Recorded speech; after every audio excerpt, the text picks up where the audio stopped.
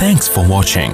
Don't forget to like, comment, share and subscribe to Mufti Tariq Masood, famous scholar.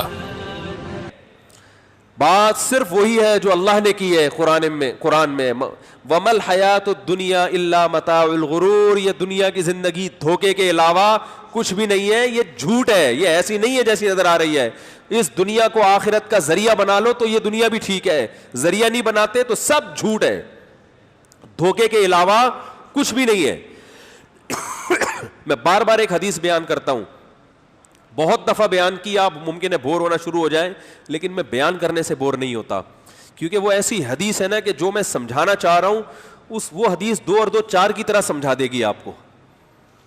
اسلام ترقی سے نہیں روکتا آپ کو، اسلام نا امیدی، جو موت کا بار بار بتایا جاتا ہے نا، مرو گے مرو گے مرو گے، اس کا مقصد آپ کو مایوس کرنا یا نا امیدی پھیلانا یا عمل سے روکنا نہیں ہے. آپ کہہ سکتے ہو نا یار جب اتنا زیادہ ہر وقت مرے گا مرے گا مرے گا مرے گا تو پھر تو آدمی کے سارے جذبات ہی ٹھنڈے ہو جائیں، پھر تو مفتی صاحب یہ 4 شادیوں کی ترغیب کا کیا مطلب؟ جب مرے گا تو پھر ایک بھی نہیں کرنی چاہیے، کیونکہ بہت سے ایسے لوگ ہیں ادھر شادی ہوئی، نکاح ہوا، ابھی رخصتی کی رات ہے، دولہا، اور یہ واقعہ صحیح ہے، دولہا بیوٹی پارلر جا رہا ہے تیار ہونے کے لیے اپنے دوست کے ساتھ بائک پر، اور جناب بائک سلپ ہوئی، پیچھے سے کوچ نے اس کا سر کچل دیا. یہ واقعہ میں نے یعنی دیکھا تو نہیں ہے لیکن ہمارے قریب یہ واقعہ ہوا ہے. بیچاری دلہن بیٹھی ہوئی ہے، دولہا کا انتظار ہو رہا ہے جی کھانے پر، دولہا صاحب ابھی آ رہے ہیں، اور جناب وہ بائک سلپ ہوئی اور پیچھے سے کوچ نے سر کچل دیا، مر گیا دولہا. بہت ہوئے ایسے واقعات، کوئی شادی سے 1 دن پہلے مر گیا، کوئی 2 دن بعد مر گیا، کوئی 3، کوئی جس دن بچہ پیدا ہوا اس دن مر گیا، کوئی بیچارہ پہلا بچہ پیدا ہونے سے 2 دن پہلے مر گیا، بچہ یتیم پیدا ہوا ہے. سب کچھ دنیا میں ہوتا ہے اور ہوتا رہے گا، چاہے سائنس ترقی کی انتہا کو پہنچ جائے، مگر ان حادثات سے دنیا کی کوئی طاقت نہیں روک سکتی. دیکھو کیسی کیسی ویکسینیں ایجاد ہو گئی ہیں، بہت جو بیماریاں جو دنیا میں خطرناک ترین سمجھی جاتی تھی ان بیماریوں کی دوائیں ایجاد ہو گئی ہیں. اب وہ خطرناک نہیں رہی ہیں. چیچک کتنی خطرناک بیماری تھی، چیچک کا جڑ سے خاتمہ ہو گیا، ایسی ویکسین ایجاد ہو گئی. پہلے ہمیں یاد ہے بچپن میں کچھ لوگ نظر آتے تھے جن کے منہ پہ بہت بڑے بڑے داغ ہوتے تھے، کھڈے پڑے ہوئے ہوتے تھے، بڑی خطرناک بیماری تھی. اب کوئی بھی ایسا نظر نہیں آتا، ویکسین ایجاد ہو گئی. لیکن کیا مطلب؟ بیماریاں ختم ہو گئی. کورونا کی بیماری پھیلی ہے، پوری دنیا کو ہلا کے رکھ دیا اس نے، پوری دنیا کو پورا. بڑے جو ماہرین ہیں نا وہ کہتے ہیں جب کورونا ختم ہوگا نا تو دنیا ایسے پلٹ چکی ہوگی، بالکل دنیا ایک نئی دنیا بن چکی ہوگی. بہت سے ترقی یافتہ ملک تنزل میں جا چکے ہوں گے، بہت سے غریب ملک اٹھ چکے ہوں گے، بہت سے غریب لوگ امیر بن چکے ہوں گے، بہت سے امیر غریب ہو چکے، بالکل پلٹ جائے گی دنیا. یہ میں نہیں کہہ رہا، یہ بڑے بڑے ماہرین کہہ رہے ہیں. بہت کچھ چینج ہو رہا ہے. کورونا نے اتنا سا وائرس ہے ہلا کے رکھ دیا ہے سب کو، اور یہ وائرس ایسا عجیب غریب وائرس ہے، ہر ملک میں اپنی شکل چینج کر کے جا رہا ہے.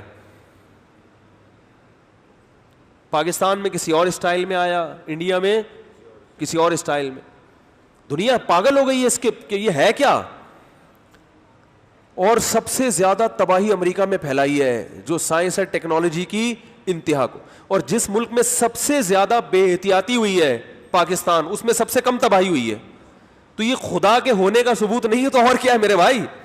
ایک ملحد کمبخت مولانا طارق جمیل صاحب کا مذاق اڑا رہا تھا. آپ لوگ نہ سنا کریں ان لوگوں کو، یہ وسوسے پھیلاتے ہیں. میں تو اس لیے سنتا ہوں نا کہ پتہ تو چلے مارکیٹ میں ہو کیا رہا ہے. کیا کیا کہہ رہا، دیکھو مولانا طارق جمیل صاحب کرونا کے بارے میں وہ رو کے نہیں دعا کروائی تھی، ARY پہ میرا خیال ہے کروائی تھی. کہہ رہے دیکھو یہ سمجھتے ہیں کہ ان کے رونے دھونے سے کرونا کیا ہو جائے گا، ختم ہو جائے گا. وہ بڑی رو کے انہوں نے دعا کروائی نا. بھائی مشہور دعا نہیں ہے، ARY پہ میرا خیال ہے کروائی تھی کہ اللہ اس وبا سے ہمیں بچا لے بچا لے بچا لے.